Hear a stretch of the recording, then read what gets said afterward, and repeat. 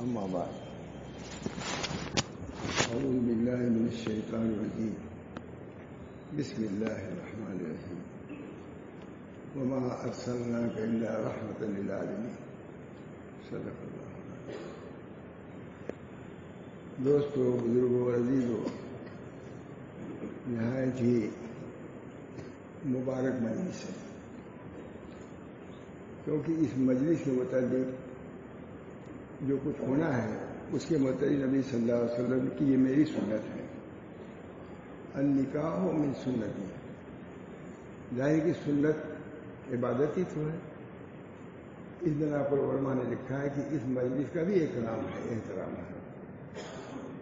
اللہ تعالیٰ اس مہینے کے آخر میں جو مبارک مہینہ تھا، یہ مجلس منعقد ہو رہی ہے. بہت بڑا اللہ کا فضل ہے، کرم ہے کہ ربیع الاول ہے، اس کا آخری دن ہے. اس بنا پر انشاءاللہ العزیز اس ماہ مبارک کی بھی برکت ہم کو نصیب ہوگی. لہذا شہر فی الاسلام فضول ربیع فی ربیع، اس مہینے کے لیے بھی اللہ تعالیٰ کی طرف سے ربیع ہے، حیاتی سادہ بھی ربیع در ربیع ہے. اس بنا پر ہم کو خوشی ہے کہ الحمدللہ شہر کی بڑی مسجد میں یہ نکاح منعقد ہو رہا ہے ربیع الاول کے مہینے میں، اور بہت سے صالحین کے سامنے ہو رہا ہے. معلوم کتنی جگہوں کے لوگ آئے ہوئے ہیں، بہت سے ایسے جو ہے جو دوسرے صوبے تک کے موجود ہے یہاں پر. اللہ تعالیٰ ان حضرات کے برکات سے اس رشتے کو مبارک فرمائے اور قبول فرمائے. میں نے آیت جو پڑھی ہے نبی اکرم صلی اللہ علیہ وسلم کی غایت تعریف، اس سے باقی تعریف کیا ہو سکتی ہے کہ اللہ تعالیٰ ارشاد فرما رہے ہیں وما ارسلناک الا رحمۃ للعالمین، آپ کو عالمین کے لیے رحمت بنا کے بھیجا گیا ہے. ظاہر بات ہے کہ حضور اکرم صلی اللہ علیہ وسلم کی پوری ذات مبارک لمحہ مبارک ہی مبارک گزرا ہے. ہر حال میں نبی اکرم صلی اللہ علیہ وسلم کی تعلیمات موجود ہیں، ان کی ہدایات موجود ہیں.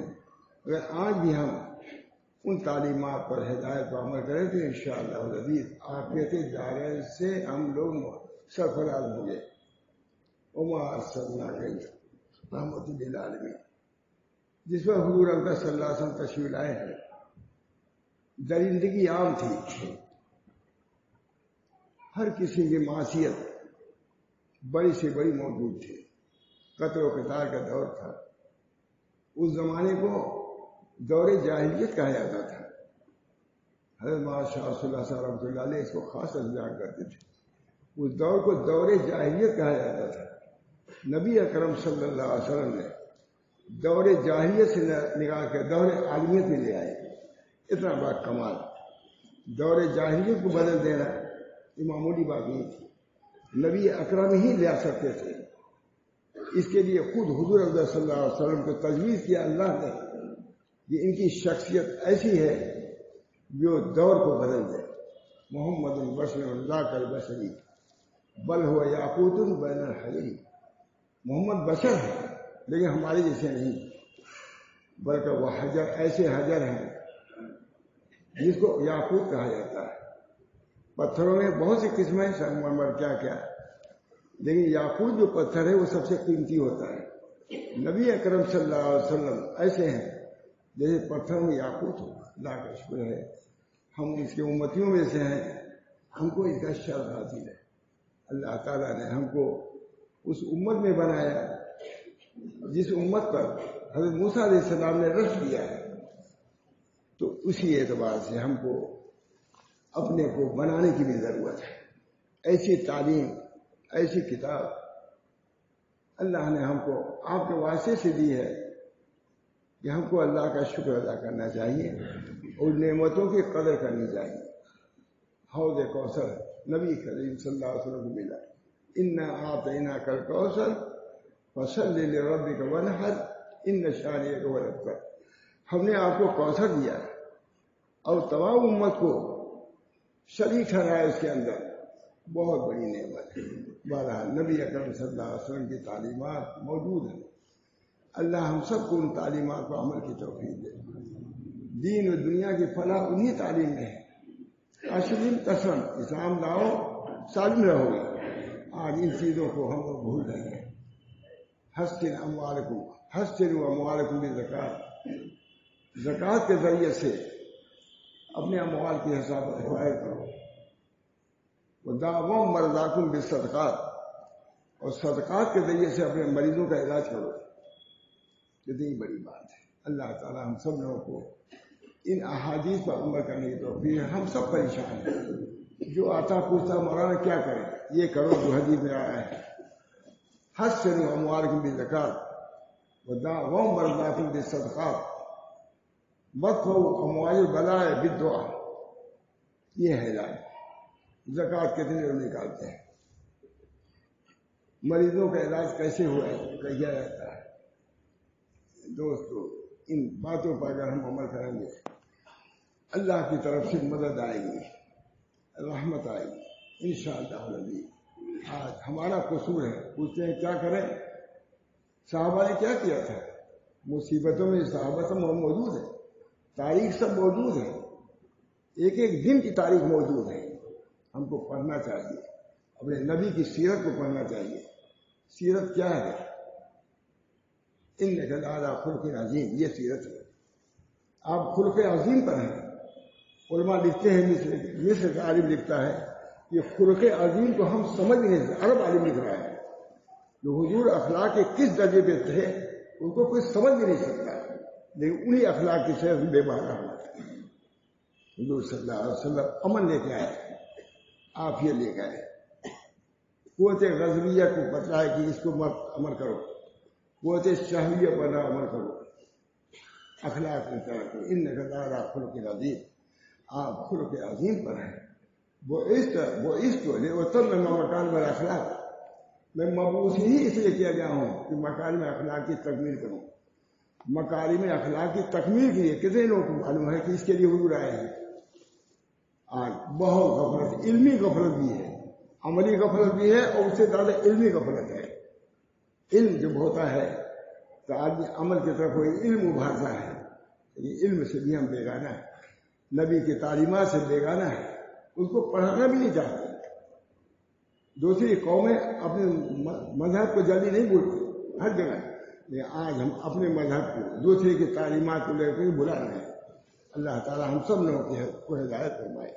نبی صلی اللہ علیہ وسلم رحمت بنا کے بھیجے گئے ہیں، پتھروں پر بھی رحمت، پانی پر رحمت، عورتوں پر خاص طور سے رحمت۔ ایک عالم نے لکھا ہے کہ حضور رحمت للعالمین کے اصلی فرد عورتیں ہیں، کیونکہ سب سے زیادہ ناقدی عورت ہی تھی۔ بہت سے اس کو چڑیل کہتے تھے، چڑین کہتے تھے، کیا کہتے تھے؟ نبی صلی اللہ علیہ وسلم نے کہا والذاکرین اللہ کثیرا والذاکرات اعد اللہ لہم مغفرۃ واجرا عظیما۔